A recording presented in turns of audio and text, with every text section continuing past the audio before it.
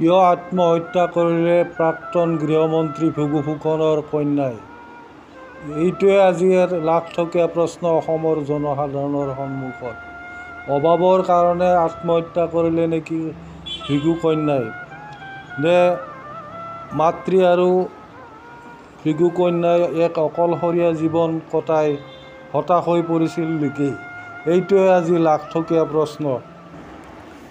প্ৰফুল্ল মহন্তৰ দ্বাৰা বিতাড়িত হৈ যেতিয়া মন্ত্ৰিত্ব হেৰাই ঘৰত অকলে আছিল ভৃগু ফুকন, তেতিয়া আমি গৈছিলোঁ এখন আলোচনা চক্ৰৰ বাবে কিছু আৰ্থিক সাহায্য বিচাৰি। প্ৰয়াত ফুকনে তেতিয়া আমাক কৈছিল যে পইচাৰ অভাৱত মোৰ ছাৰ্ভিচ ৰিভলভাৰটো বেচিবলৈ ওলাইছোঁ, এইটো বেচিবলৈ গ্ৰাহক পোৱা নাই।